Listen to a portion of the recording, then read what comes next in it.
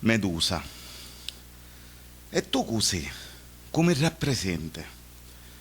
Arriva e trase come un padrone, come se essere mascolo tirasse diritto di comandare. Che comando solo io e le mie soro. È nudo e dico nudo si può permettere di dettare leggi o fare domande come stai facendo tu. Ma poi fatti vivere, tu ne sei. Io lo saccio che t'ammucciare da colonna repeta. Che c'è assai scuro e avoto e c'è sala a montagna. Aspetta, mi avvicino. Come ci rissa urpe a nuce, ramme tempo che ti spertuso. Ma stai scherzando, ah, ti vitti? Ora passaste da re da colonna chi da lato. Sogno bedda, sai, avvicinate. Ma quale uomo si scanta di una femmina bedda come mia? Mica ti mangio beddo, ma non facemo casi di lavoro a sponta. Ma penso di no, fosse un peccato con due vozzo catene sporgente. Io sogno bedda, sai, fatti vedere. Sai quanto uomini ci hanno provato con mia? Oh, finalmente, sento la tua voce. Di mia ti può fidare. Perché secca? Che cosa vuoi di mia? Aspetta, mi avvicino. Ma perché scappi e continui ad ammucciarti? Mi piace sto gioco, però fatti vedere prima che tornano le mie soro. Vedi che io saccio volare e ci stai un secondo a venire avanti. Va bene. Faccio come mi domandi tu. Ma setto e prima parliamo. Poi però ti fa vivere, no? Tu sei uomo, o menicchio o qua da qua. Quindi mi stai dicendo che facesti sto viaggio lungo da sta caverna avuta in capo ste saline solo per parlare con mia e conoscere la mia storia? Potevi domandarla a chi da che mi consumavo. Chi da cue? Da pezza di zingara che mi consumavo la vita. Non voglio manco nominarla a sta cosa inutile. Se sogno qua è colpa sua, maleritta consuma casate. No, tranquillo, sogno da sto posto avuto, ma non mi smuovo, non volo e non mi avvicino a tia. Poi forse sti giorno mi trovo pure confessata. Ma che minchia mi fai dire? Io manco a canuscio so cosa significa sta parola confessata. Io non credo a niente, io credo solo a me stessa. Si nasce, si cresce e si muore, e quando ti mettono un talutabuto siamo mangiare per le verme. L'arma che fa? L'arma viene mia, con la cura calata, come se non avesse fatto mai niente, come tante angeledde. Le cristiane tutte angeledde poi si sentono, e poi ne combinano una appresso al lavoro. E poi non ti dico chi che hai visto qua, case ne vedono di cotte e di crure, che trasano qua, donne faccia guardiana, quanto lastime e camurrime contano, si portano cirevedda alla mera. Allora, bello mio, non mai ancora detto come ti chiami. Ma non fa niente, io non ci tegno. E poi, sto giorno, mi trovi pure più calma. Avessi stata ieri, non avessi perso tutto sto tempo a chiacchierare con tia. Ma ogni tanto voglio essere sincera, mi piace rompere qualche regola e parlare con qualcuno. Sai, amico mio, ti posso chiamare amico? Perfetto. Ti stava dicendo che non viene mai nudo, sogno sempre sola con le mie soro. E quando escono, come sta giornata, io resto sola oscuro e mi sento sempre annoiata. Ma dimmi, ma cosa vuoi sapere di mia? Prima che parlo però, fatti vedere, magari ti spalle, ne spola, ti disse che non mi avvicino, allora o non capisci o fai finta di non capire. Prometto, dai, fatti vedere di spalle. Oh, finalmente. Però non ti vittene in faccia, ma ti dà il re. Ma è una bella carenata, carnagione scorotta, capelli nivoro, belle muscole. Sei proprio affascinante. E poi con sto viso bianco pare un angeletto. Quasi quasi mi piacesse sgarrosarete. Tu ora mi vedi sta sannata e malacombinata, ma io prima non era così. A proposito, affacciate questa lia. Io una volta era una bellezza assolata, ammiriata dalle femmine da me terra, per tutte le mascole che mi venivano appresso e mi corteggiavano. La mia era una perversione di cireveddo e non di carne. Chi dà di carne la viene una delle mesoro. Mi piaceva giocare con l'uomo con le parole, musione, tentazione. Come mi chiamo? Dove il nome te lo rica all'ultimo, quando finisco di contare te la mia storia. Però ti prego, non mi interrompere se vuoi conoscere la mia vicenda, poi magari mi scordo qualche cosa e io ci tengo assai a contare di tutto quello che passava, per filo e per segno, senza tralasciare niente dall'inizio.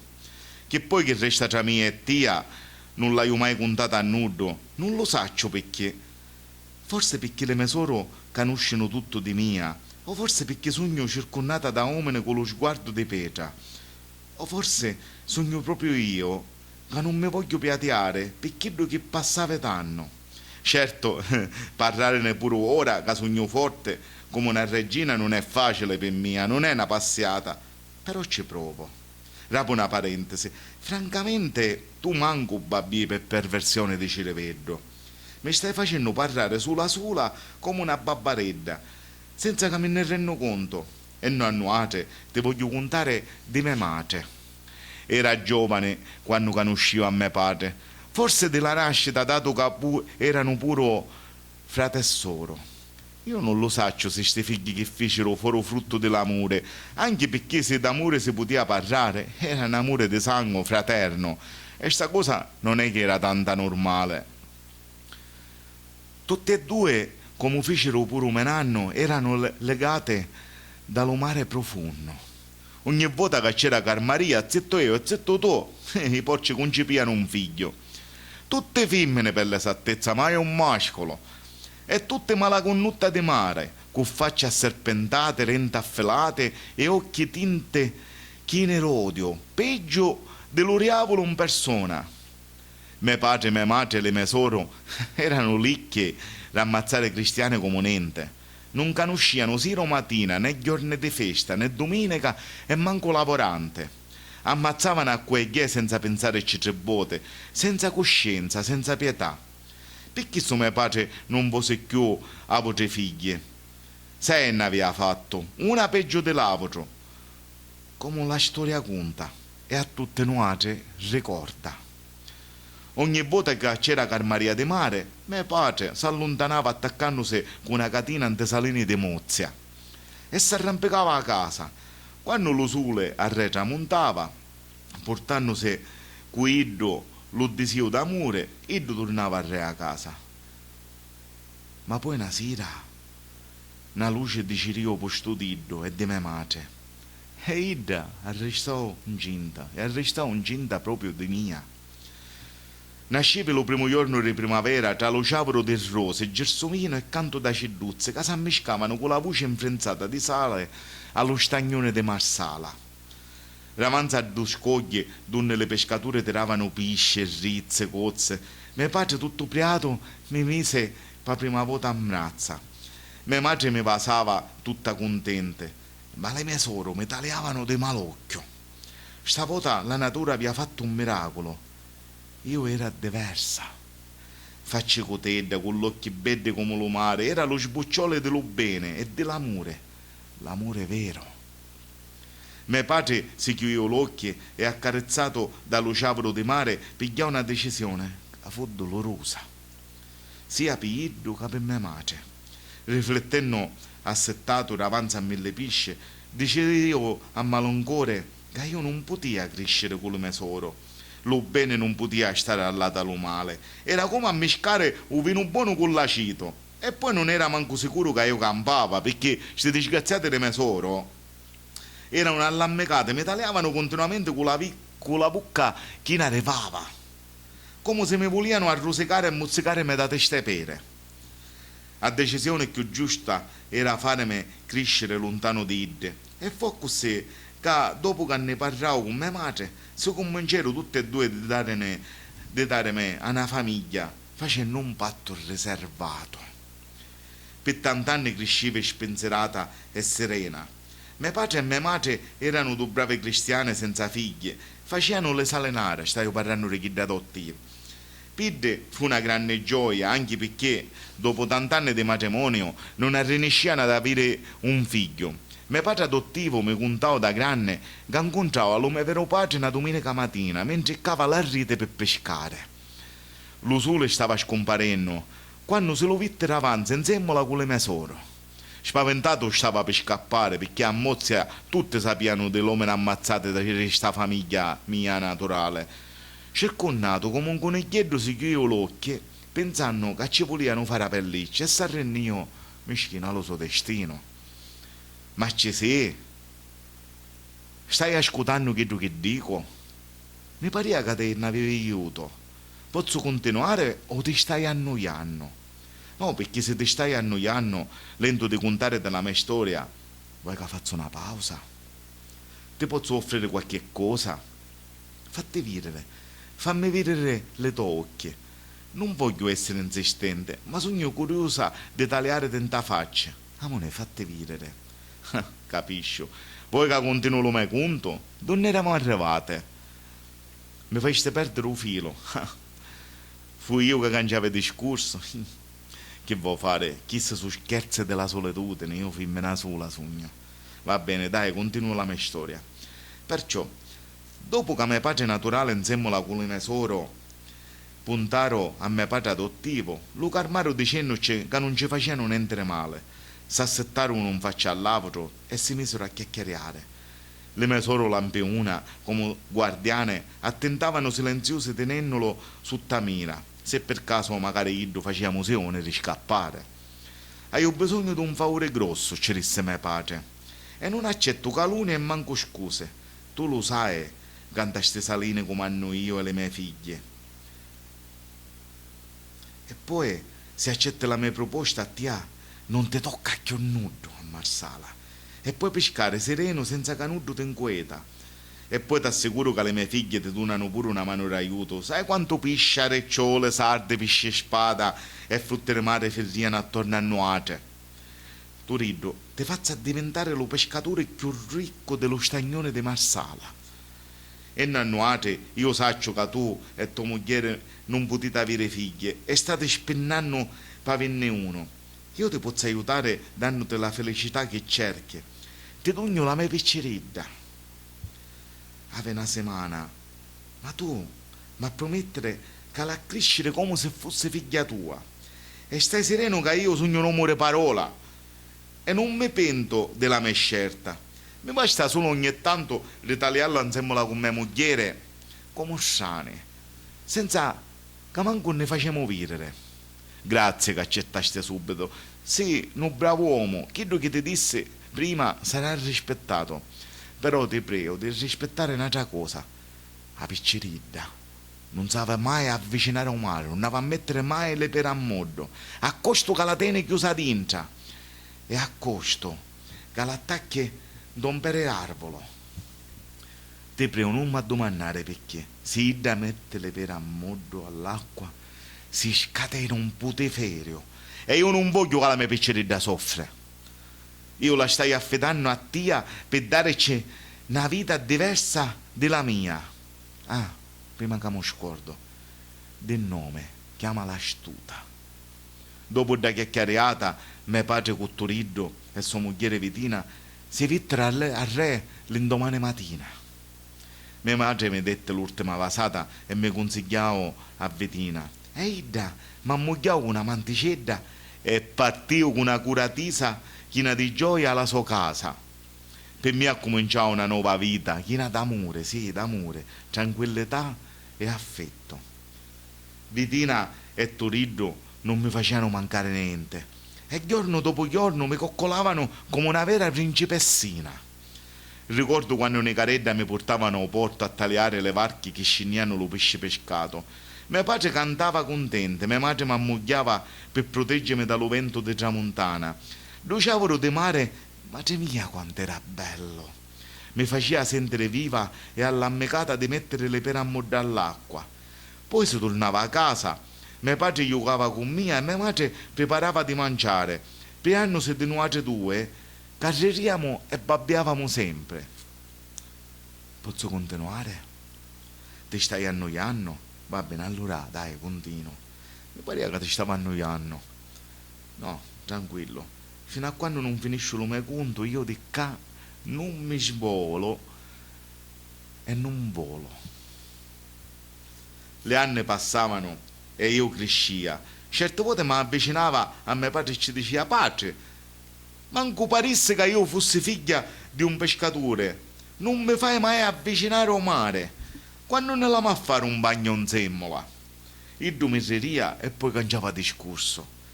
Non capiva perché, ma mi renia conto che lo faceva per proteggermi. E poi perché quando c'era la luna china, nenniamo in campagna donne coltivava le vigne. Ah, le vigne, che vino bello che produceva mio padre dalla contrada sciasatte. Non mi perdia mai una vennigna. Aveva 16 anni, quando mentre vennignava mi mise a gridare come una fonte. Perché? Per colpa di due serpente che mi vittero avanti. Ma idde al maluzzi erano per le fatte sue, non si lasciarono ire per mozzicarmi, ma si stavano accoppiando sotto una proevola. Cosa strana che mi affacciarono 3 femmine, madre mia quando erano brutte, si avvicinarono e mi dissero: astuta, non l'inquietare, lasciare stare. Ma come cazzo facevano a sapere il mio nome chiste? Era la prima volta che le viriva davanti all'occhio miei. Mi avvicinava a Iddet e le tagliava fisse all'occhio dicendoci: e vuote, che cazzo siete, da onde venite?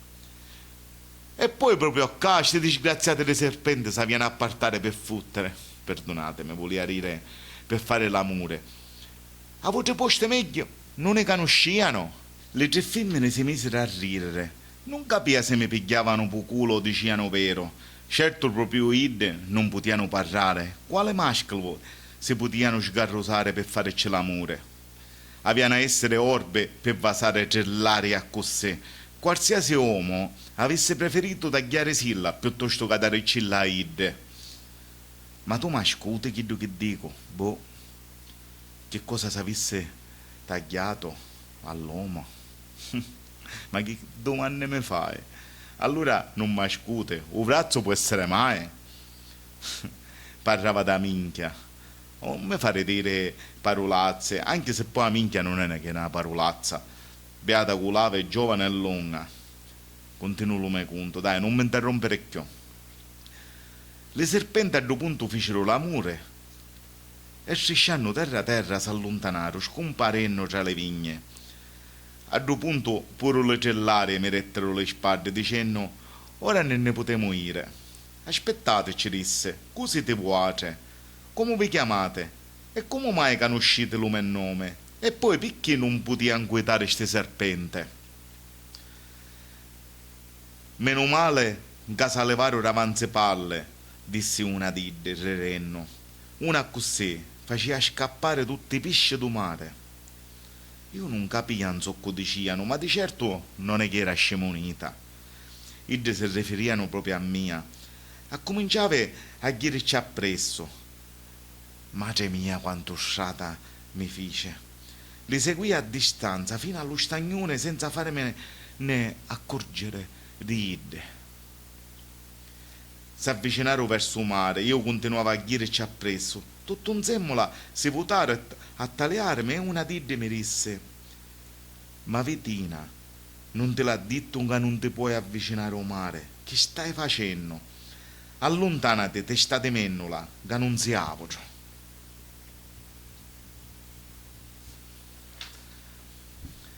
Minchia, se era sola c'aveva a fare a faccia tanta. E vedremo a cui chiamavano testa di mennola, ma purtroppo erano 3. E scantandomi che mi passavano resa sera, me l'ha a chiantare.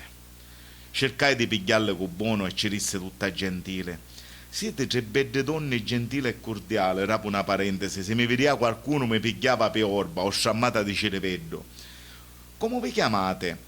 E poi mi dicete perché le serpenti non potevano essere inquietate. A uno a cominciare a presentarsi: io mi chiamo Stena, io mi chiamo Euria e io mi chiamo Scilla. E io ci rispondevo: mi chiamo Astuta. Lo sapevo come ti chiami, mi disse Scilla. Poi Euria pigliò la parola e avvicinandosi senza toccarmi mi disse: saporita ti stai facendo, dalle scoglie vittimo pure che hai un picciottello, Benedetto mi pare che si chiama. Ti gira attorno, lascia luire, non fa pettia. E poi manco sai a qua appartiene. E noi alle serpenti ti dico che sono protette di Zeus, nudo la panquetare quando si accoppiano. Tanto tempo fa, d'unne ora, pusamo le nostre pere, ci stava acca un uomo che si chiamava Teresia, un bravo cristiano, amico dell'amici, rispettato da tante marsalise. Teresia, mentre si trovava per le fatte sue, vitte due serpenti mentre che si accoppiavano. Curioso e smangiuso, decise di inquietarle con un pezzo di legno. Ingenuo non immaginava lo danno che aveva fatto prima che scurava. Mentre tornava alla sua casa, vitte una luce dallo cielo. Un secondo ci parse che troneava, ma poi una bucca e due occhi lo paralizzarono dallo cielo. Era Zeus. Scontento per lo danno che Iddo aveva combinato, lo maledeció, trasformandolo rimascolo a femmina. Teresia diventò femmina e solo quando avesse visto due serpenti a riaccoppiarsi senza inquietarle poteva diventare a re mascolo. Per 7 anni restò femmina e si dette alla pazza gioia, le mascole facevano la fila a gara per dirlo a trovare, che ci portava a regale, che ci faceva complimenti. E così Iddo si innamorava e Iddo naturalmente l'accontentava dandoci il suo corpo e giacendo con Iddo. Una cosa che non sapeva è che Teresia, nel periodo che fu femmina, fece pure un figlio e lo rette a una famiglia di pescatura, perché Iddo non ci poteva dare renzia. Si innamorò pure di un pescatore marsalese e su mise dentro, ma spesso non si sentiva ricambiato.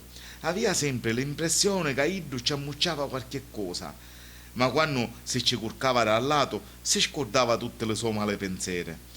Quando finalmente tranquillo e sereno si aveva abituato a una nuova vita, vette due serpente fare l'amore. Stavolta si fermò a tale alle e dopo qualche ora Zeus lo fece ritornare come prima, mascolo. Contento tornò alla sua casa, ma qualche cosa dallo suo cervello non quadrava.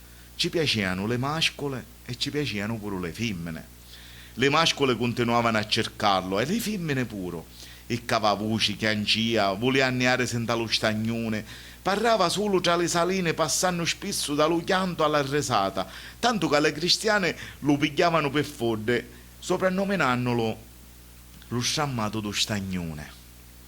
Teresia pregava e si rivolgeva spesso a Zeus, ma nudo ci dava renzia, nudo lo calcolava più.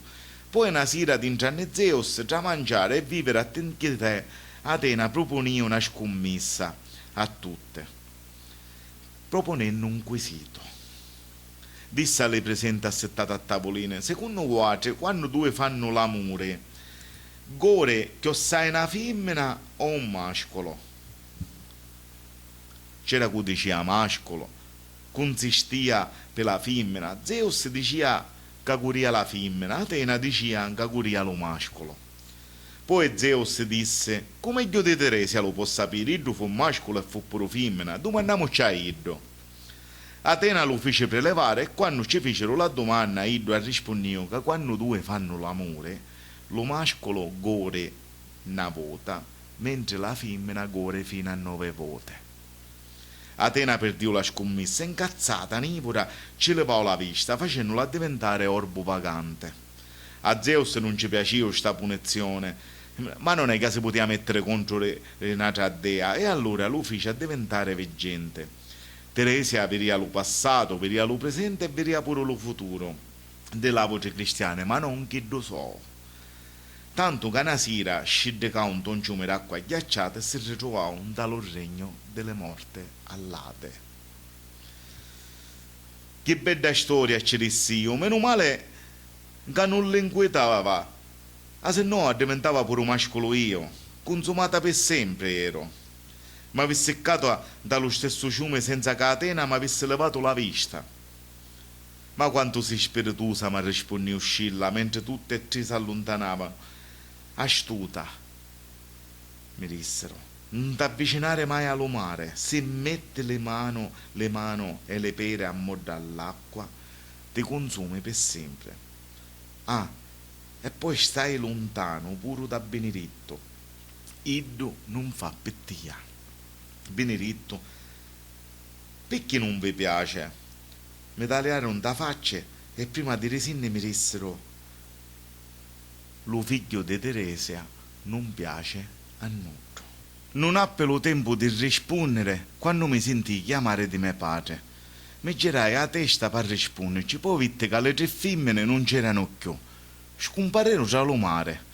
Certo erano strane, ma le parole dite mi crearono anticchia di confusione dallo cervello e forse pure dentro il cuore. Però un capo di Benedetto si pigliarono una cantonera di petto, si sbagliavano. Il due, oltre a essere bello di fare ferriare la testa a qualsiasi femmina, era un picciotto buono, gentile, cordiale e amoroso. Per parlare dello suo fisico, avuto mascole panzute si viene a ghirammucciare. Era avuto, muscoloso, con gli occhi celesti e le capille bionde. Francamente, non me ne fottia niente se era figlio di Teresia. Lo conosceva a 15 anni e cominciamo a frequentarci. Ricordo 2 giorni come se fosse ora. Stava aiutando a mio padre a impostare le pisce de gabbette. Quando tutto insieme la truppicava e carive. Mi struppiava lo rinocchio. Non si accorgeva della mia caduta, tranne Benedetto che si avvicinava e mi aiutava a susimere in terra. Mi disse: che ti faciste? Dammi la mano, ora ci sogno io. Poi mi pigliava un braccio e mi portava verso mio padre. Lo tagliava silenzioso, aveva gli occhi più belli dello mare, di cui do mare proprio che stava lontana. Madre mia, quanto era bello, non ci poteva staccare l'occhio d'incodo. Pure io se ne accorgiò e mi fece una risatella per spezzare lo disagio. Ma mio padre, geloso di mia, non aggradava lo suo gesto, non disse niente e manco lo ringraziavo. Dalla mia mente mi domandava perché non ci disse niente. Il picciottello mi aveva aiutato tanto gentile, non aveva fatto niente di male in fondo, anzi era da ammirare e ringraziare. All'inizio pensavo magari era una mia pensata e magari era incazzato perché in quel periodo mio padre non veniva a pesce e c'era un'anticchia malura. Però ultimamente mio padre cuciva alla sua testa qualche cosa che lo turbava. Con mia madre Vitina si comportava strano, era sempre sgarbato e certe volte sbagliava a parlare a Fennennola come a una remmenzastrata. Certe volte tornava amniaco dallo porto, certe volte dintra non tornava proprio. Mia madre si pigliava a collera, ma non lo faceva virere. Mi riria dicendo di lasciarlo ire e di non mi applicare a niente. Ma poi però la sentia piangere a moccione. Un giorno va a trovare a mio padre allo stagnone. Ci disse: padre, ma si può sapere non so qua, perché sei sempre nervoso e ti comporti male con la mamma? Parra, sfogati con mia. Ma io faceva finta di niente e cangiava discorso dicendomi: allontanati dallo mare e vado in casa. Ero stufa di sentire continuamente le parole, pensava fra mia: ora ci togno lo scutolione e vedremo se poi si calma di fare lo scemonito. Ma avvicinai e fece finta di mettere per ammodo. All'improvviso lo vitte avvicinare come un fodde. Mai l'aveva visto così. Pariva un diavolo, mi rette una boffa in faccia e mi cavo voce. Mai mi aveva esato le mani. Mi mise a piangere correndo come una fodde. Mi ritrovai all'altro lato dello porto. Lo mare era calmo come un piatto. Tutto insieme la vittono a modo che mi tagliava e mi disse: avvicinate, fate un bagno con mia. Arrestava alluciata Diddo, sentia la ritiragna che mi tirava verso all'interno del mare.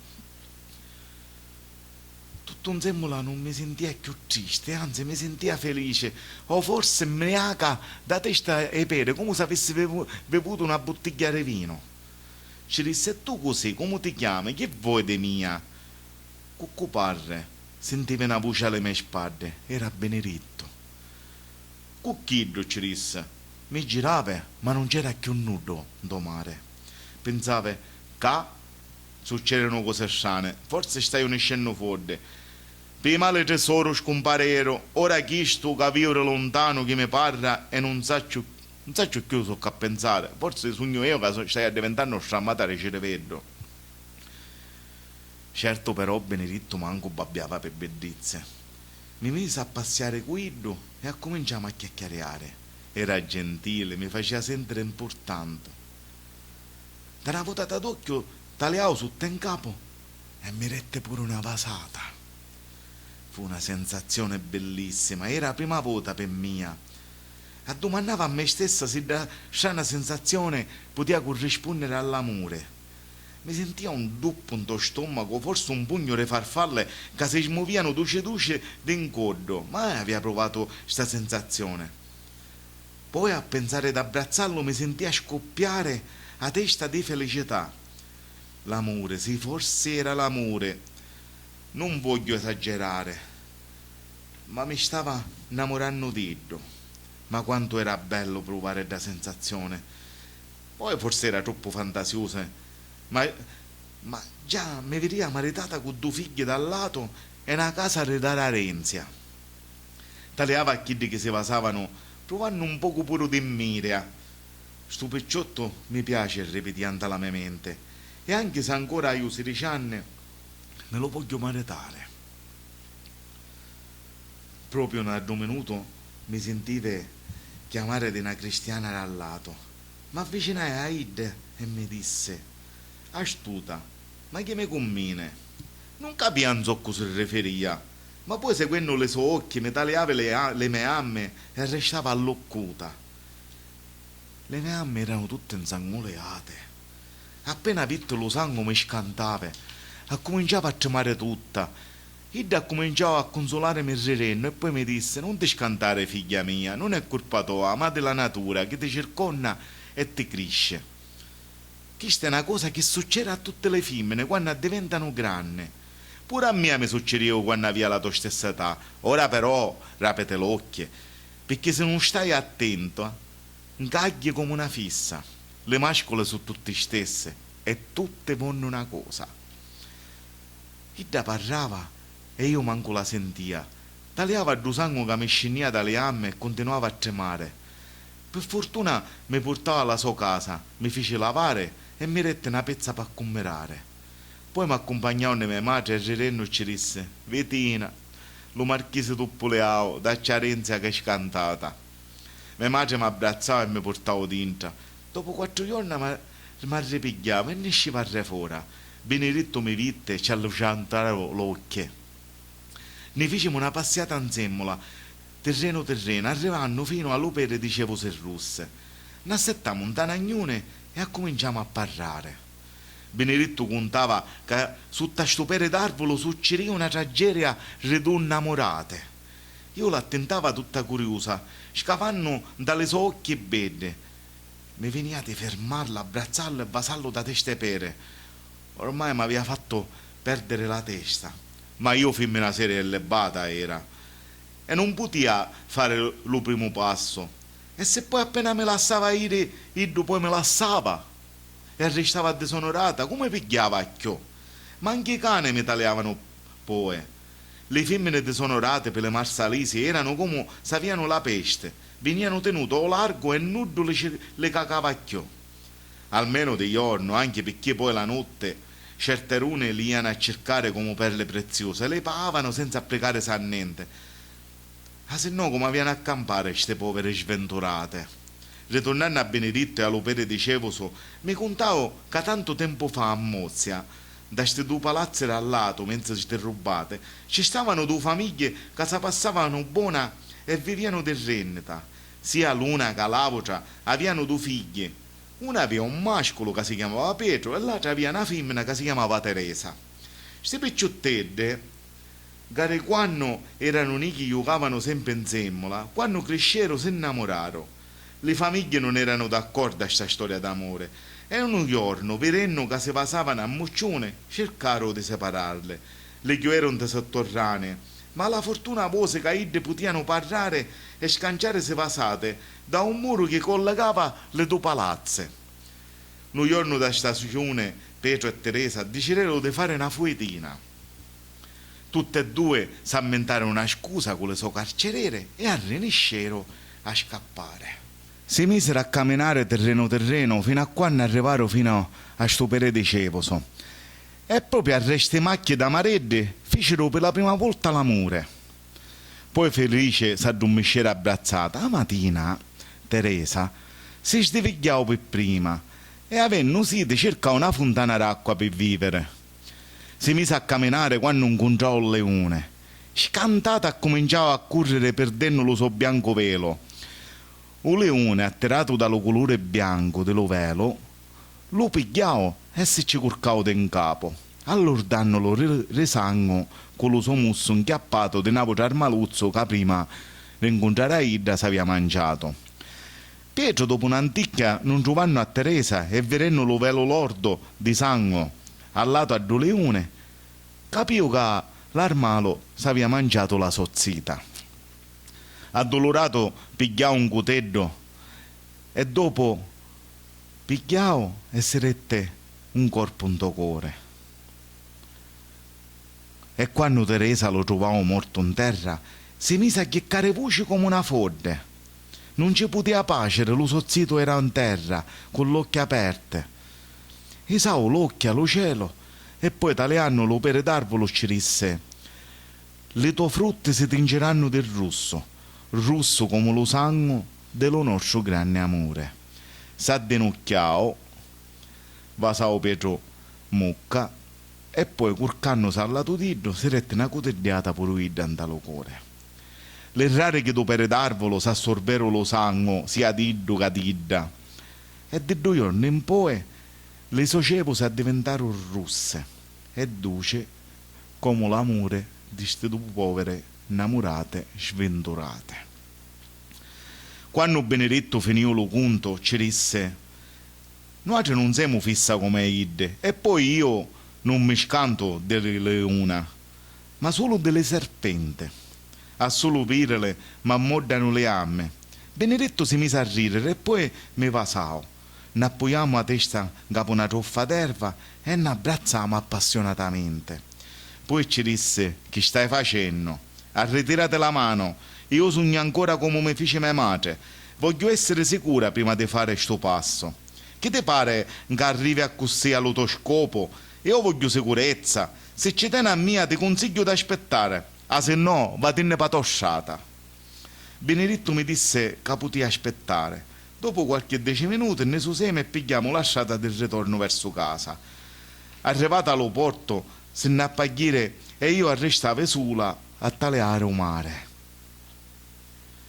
Ma assettava in capo una matassa di rite e pensava alla nostra passeggiata. N'avuto cristiano con lo suo cane, assettato qualche metro più avanti, taleava pure un mare. Lo salutava e poi pensando fra mia, disse: chissà non so che sta punzando pure iddo. Dall'umare vitto un mascolo e una femmina a modo che si sciarriavano. Idda ci diceva che non si sentiva apprezzata e rispettata. Iddo non girava conto, ma avvicinai un poco per ascoltare meglio le loro discorse. La femmina si chiamava Atena e lo mascolo Poseidone.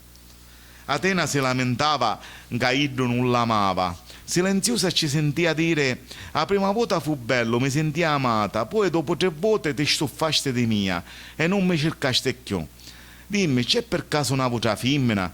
Perché quando mi stai al lato fai silenzio? Perché non mi tali più come una volta? Perché non fai più lo primo passo? A voce mi hanno detto che tu fai a così con tutte, che lo fai per divertimento, senza sentimento, e poi cerchi sempre femmine nuove. Io mi sento addolorata, proprio a così. E poi dimmi una cosa, ma proprio a così schifo ti faccio. Io penso sempre alla nostra prima volta andare da caverna. Parla, Poseidone, dimmi la verità. Almeno mi metto lo cuore e la mente in pace. Mi cerchi sempre e poi non mi dici niente. Parla, parla. A due punto io mi misi a ridere e disse a bassa voce: esce moneta, ti faresti pigliare per fissa, faccio buono io che a Benedetto lo tegno frenato. Tutto mi potevo immaginare e no caida ma via sempre. Come una fodde con uno sguardo di ghiaccio mi disse: tu cos'è? Perché ti permette d'affenneme? Avvicinate. E poi, prima di criticare, pensa per tia e le tesoro, le mesoro, ma chi minchia sta dicendo chissà, pensava fra mia. Io sogno figlia unica, ma mi pare strammata di cireveddo. L'uomo rallato a Ida, che poi era lo stesso che mi aveva già chiamato, mi tagliava come alluciato. Pure Ida se ne accorgiva, tanto che si mise a gridare dicendo «Vatinne, stai lontana, vatinne!» Poi facendo un segnale con la sua mano, vide tre serpenti al lato di mia. Io vio tutto e saccio che ti scante di Ida. Stai attento a chi da che fai. Du cristiano assettato dal lato, tagliandomi mucca a mucca, mi disse «Figlia mia, ma ti sente buona? Ma che parli? Io non vivo a nudo!» Certo che sta era la seconda volta che mi capitava. Scantata mi stava allontanando dal tuo posto e mi mise a correre verso la mia casa. Chi sta una fodde, pensava fra mia, ma cosa sente di essere sta testa di cazzo? Cazzo. Mi sa che se lo può scordare o cazzo.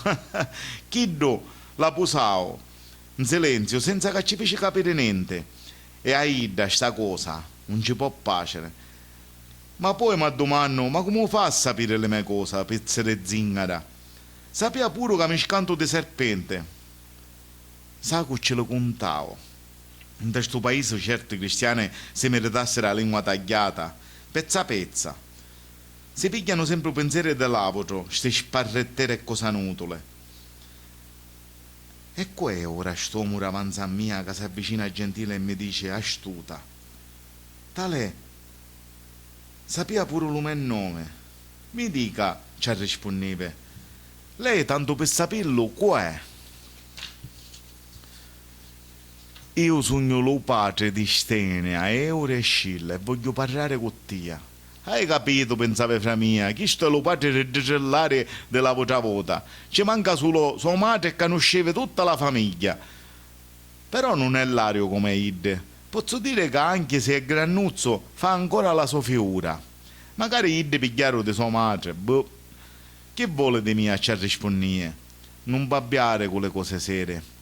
E non sfuttere a tena. Ide è una femmina potente e sape leggere in to cereveddo di tutte. Io veramente alle mare, tanto assai, non ci crio. A maggior parte mi parano tutte truffardine. Che a Marsala ce ne sta una che si fa chiamare Ronna Sebilla. Ide è una mara a capire lo futuro e in cancio vuole sempre a dina, agnette e coniglia per travagliare in tale teste di ste povere armate e levare malattie e malocchio. Poi però la sera si affaccia fuori allo ciavolo d'arrusto arriva fino a Nemia e piglia un sacco di strade, per non parlare che è diventata quanto un elefante. Qualche giorno a chi sta trovano morta in letto perché ci scoppiò il cuore. Comunque, per chiudere questo discorso, sto cristiano mi disse di stare lontano di Atena, perché era una femmina tinta e vendicativa e soprattutto di stare lontano dall'acqua del mare. Sta cosa mi dava fastidio, ma che minchia mi poteva succedere se mi facevo bagno e continuava a domandarmi? Che fa moria? Ora mi scassare la minchia, non voglio essere maleducata, però sempre a sentire queste stesse parole mi ha buttato.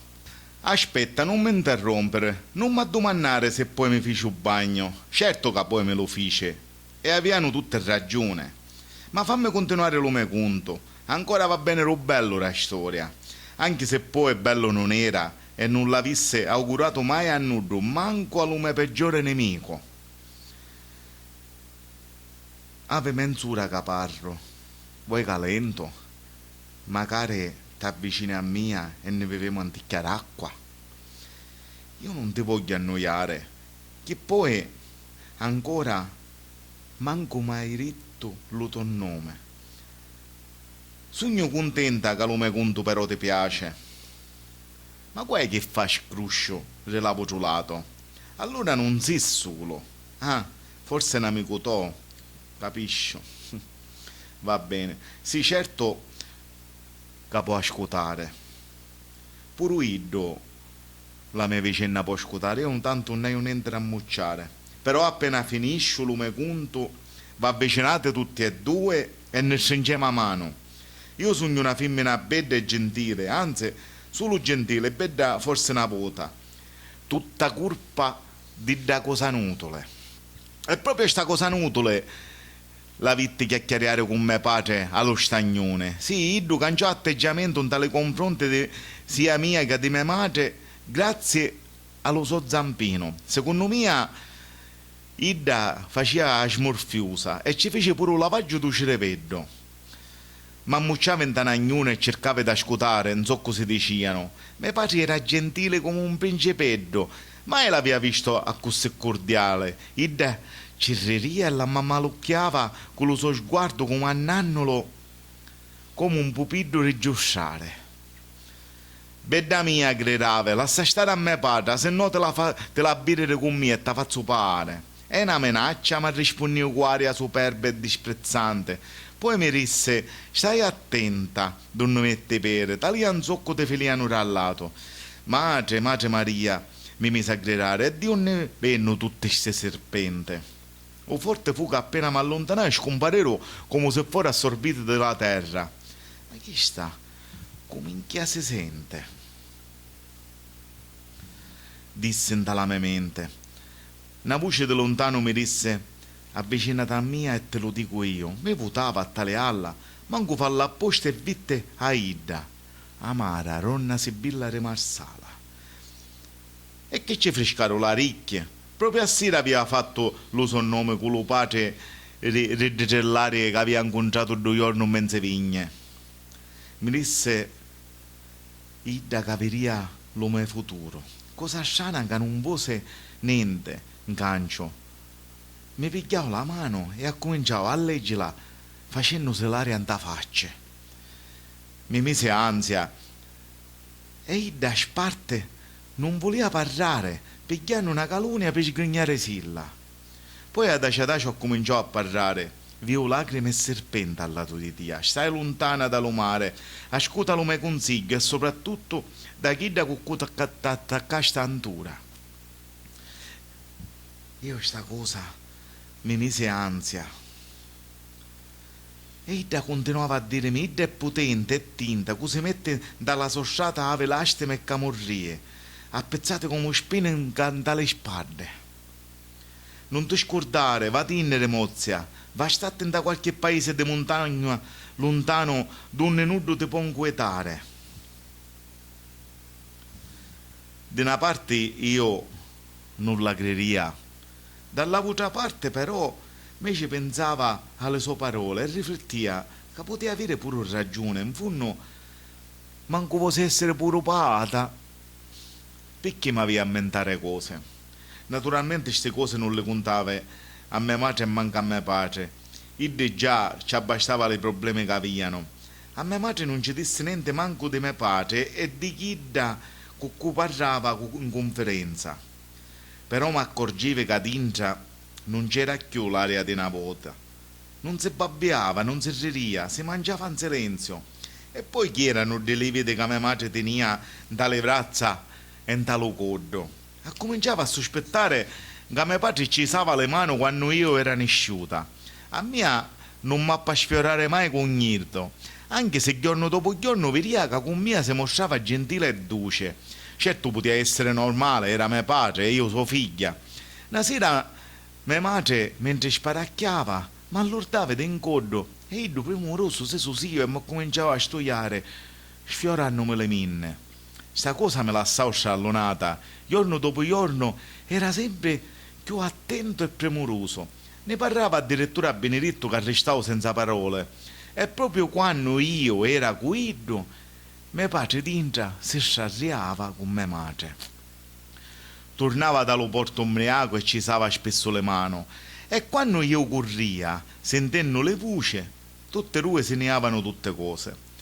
Sì, era nica, ma non era fissa. Mio padre si giustificava dicendo, ora basta, finiscila di piangere, la colpa è tua che mi fai arrabbiare e poi non mi controllo più, e poi non ti fece niente, basta, studiati ste lacrime. È colpa tua se sogno nervoso, tu non mi mostri rispetto.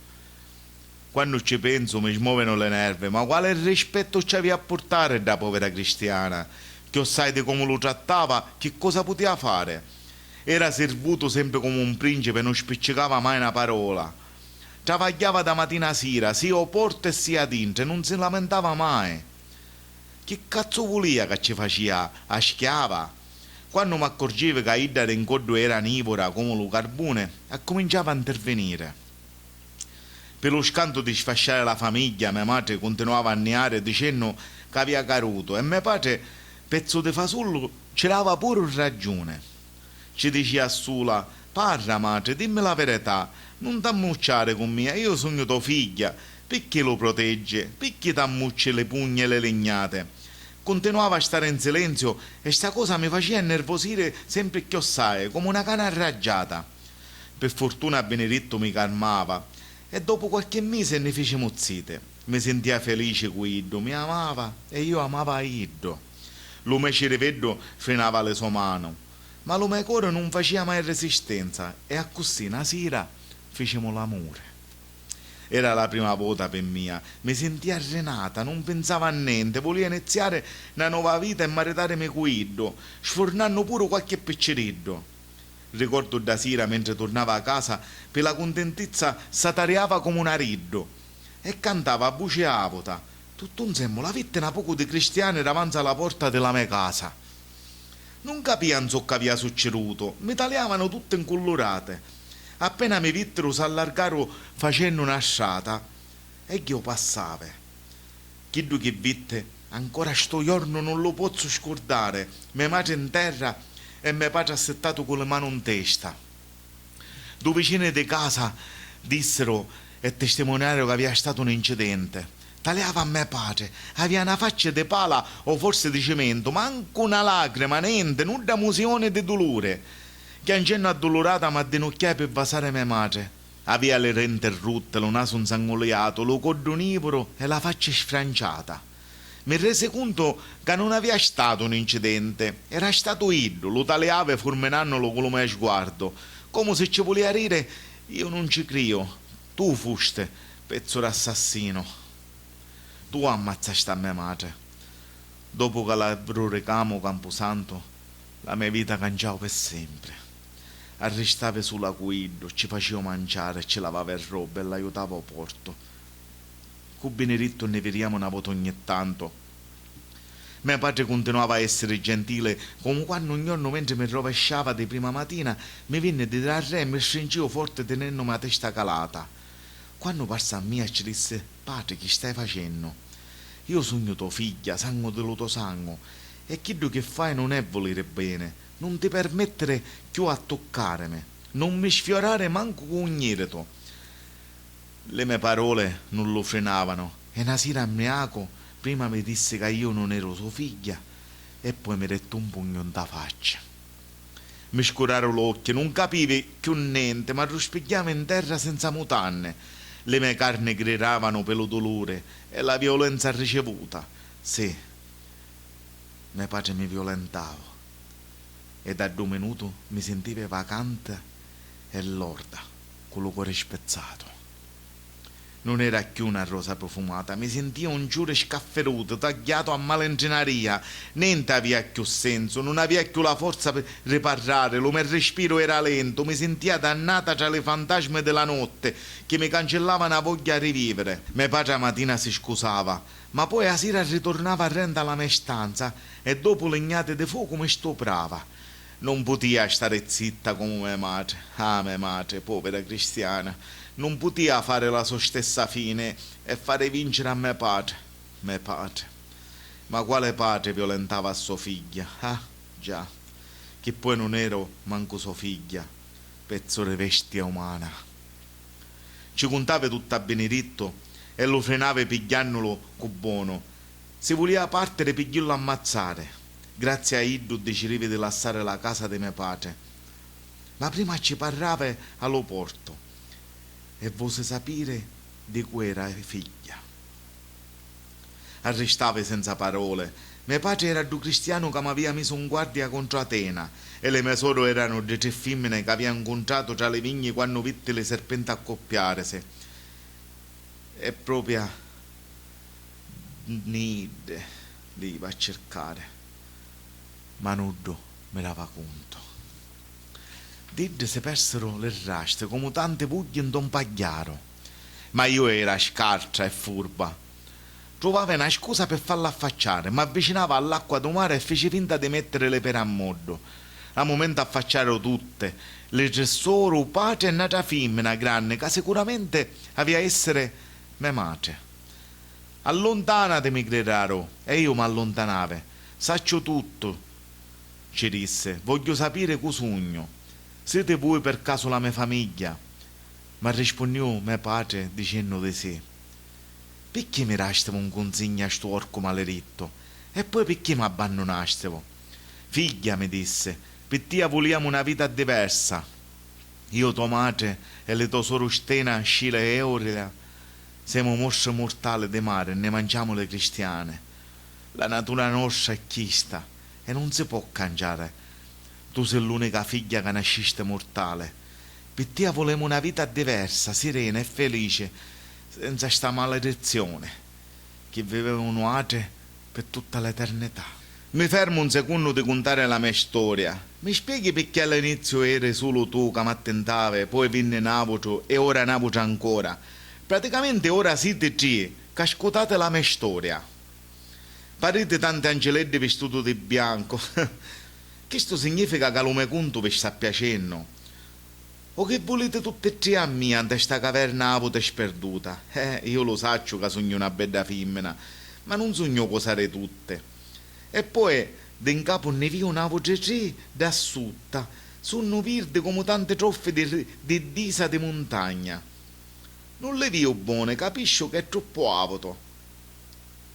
Ma ve lo posso confermare subito, perché ci sta io un secondo a ghillattaleare e tornare a recca in capo. Io saccio volare meglio di un gaipone bianco. Ah, mi consigliate di farlo dopo. Allora continuo lo mio conto. Dove era arrivata? Ah, quando incontravo lo mio vero padre.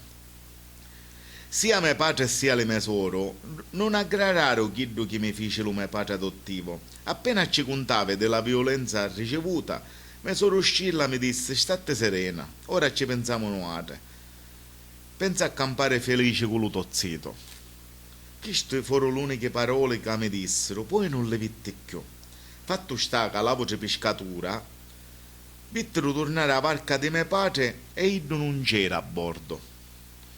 Che fine fece? Ancora sto giorno non lo saccio. Saccio solo che non lo vitti più. E che io fece largo dalla mia vita. Sì, largo. Perché mi mise a benedetto rintra, che pigliavo pure lo suo posto allo porto. Eravamo felici, sai. N'amavamo alla follia. Non c'era una sera che non si ricampava dentro con una rosa o un geranio. Passavamo allo stagnone tenendo nella mano, ma abbrazzava di continuo per proteggermi dallo sereno della sera. A Marsala ne conoscevano tutti e tutte ne rispettavano. Per noi furono giorni e mesi felici, ripensandoci, manco Atene e Poseidone vi riacchiunta lo mare a sciarriarsi. Magari pure iddi avevano fatto pace e vivevano felici tra le fonnali dello mare. Capo sta cosa però mi sbagliava, e la mare sibilla aveva ragione. Da poco di trone e lampe stavano arrivando dalla mia casa. Naturalmente io non mi immaginavo niente, e la panza mi cresceva e dalla stagione io e Benedetto appemo lo nostro primo figlio e lo chiamavamo Teresia. Come lo padre di mio marito, come me soggiero, a usanza diceva Chisto. Io ci tenia e poi a Marsala guai a quando non rinnovava lo soggiero o lo padre. Era una mancanza di rispetto. Madre mia, quando ci penso mi commuovo, ma quanto era bello. Assomigliava tutta a mia, sia a mia, perché io era una bella donna, avuta con l'occhi celesti e le capille bionde. Atena rispetto a mia si poteva ir a mocciare, non c'era paraone tra mia e Idda. Io era una perla, Idda e invece era una cozza di mare. Benedetto poi, quando ci a trovarlo mano manuzza con nostro figlio Teresia, lasciava tutto e corria per abbracciarmi. Pure mio padre e le mie soro se ne priavano dello piccirillo, anche se mi rompivano sempre cabasese a dirmi di non trasere mai dall'acqua. Per tanto tempo ascoltai le parole d'Idde e stava lontana dall'acqua. Per me non era una bella cosa, anche perché quando iamo a mare restava sempre assettata alla spiaggia a tagliare Benedetto che io avevo quello picciriddo a modo l'acqua. Ma ogni giorno mio figlio, approfittando che mio marito chiacchierava con Cristiano, trasiva a modo e si stava anniando. A due punto me ne fottiva della promessa e corriva a salvarlo. Arrivava a chiaccarlo fuori dell'acqua, ma lo mare non mi faceva nascere dentro all'acqua. Mi sentia come un cuddato e l'una mi portava sempre più dentro, più dentro, più dentro. E capavoce abbagnava il nome di Benedetto e lo vedeva sempre più distante. Arrivai solo a dirci: ti raccomando picciretto. Lo mare mi trascinava in una caverna sperduta. Attorno c'era solo sale e acqua. Non c'erano cristiane, non c'erano armale, manco ciure e pere d'arbole. Poi si avvicinava Iddo, mi sentia scantata, ma la sua mano passata dalla mia testa mi levava scanto, pensiero e memoria. Sì, proprio memoria, perché tutto insieme mi scordava a Benedetto e a mio figlio. L'unica cosa che volia era fare l'amore con Iddo, con Poseidone. Fecimo l'amore e stesimo abbracciati ore e ore. Mi sentia felice e innamorata. Ma Atena non si fece cazze sue. E incucciandone curcate si mise a gridare come una fodde. Poseidone cercava di calmarla, ma Ida non frenava la sua raggia per essere stata traruta dalla sua caverna con mia. E proprio con mia se la pigliava maleditta. Ha cominciato a dirmi che la tua bellezza diventa orrore. Non du mascolo chiudeva a tagliare. E con ci prova in pietra si va a trasformare. E cata la sentenza mi sentivo spappolare la pelle, l'occhio e le capite, corriva in all'acqua e tagliandomi mi vita a diventare un mostro, il mio corpo era armato, le mie capite erano serpenti, le mie rente erano azzannate, la priave come una santa. Ma non posso cancellare la sua sentenza. Poseidone non poté fare niente, e manco mio padre, le mie soro. Lassava da caverna e me ne guida. Da sta caverna riunne ora vi stai parlando. E questa è la mia storia. Non vite più né a Benedetto né a mio figlio. Ora stai in questa caverna avuta aspettando che qualcuno come voi mi viene a trovare. Atena aveva ragione. Tutti i kid che mi tagliano le trasformo in pietra. Pure a voi se mi tagliate vi trasformo in pietra. Avvicinatevi, tu ne siete, non vi viucchio. Ora vi potete avvicinare perché vi contate la mia vita. Ma tu ne siete? Ah, siete qua. Tu come ti chiami, Perseo? Forse mi puoi tagliare la testa per ammazzare lo mostro che vuole in sacrificio la tua principessa Andromeda? Ai, che cos'è sta corda che mi casta voi in codo? Siete tre che mi tirate. Lasciatemi stare, io sogno l'astuta, io sogno Medusa. Ma non capisco. Ma come mai Vetalio non è diventato di pietra? Forse Atena mi levò lo potere e finì la maledizione? Come mai non mi tagliate la testa? Io sogno Medusa e vi trasformo in pietra.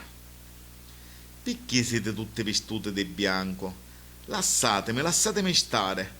Lasciatemi dalla mia caverna. Perché insistete che mi chiamo Eleonora, che insegno greco a scuola e mi voglio suicidare dallo cornicione perché fui violentata di mio padre?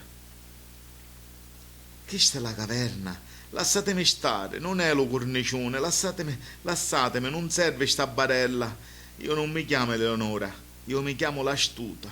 Io non sogno Eleonora, io sogno Medusa. Medusa, sì, Medusa. Una delle tre gorgone che trasforma l'uomo in pietra allo stagnone di Marsala. Lasciatemi lo braccio, perché mi state pungendo? Madre mia, mi sento lenta. Io sonno. Non sogno pazza, io sogno l'astuta, credetemi vi prego, io sogno Medusa. Che cos'è sta barella bianca? L'astuta di Francesco Billesci.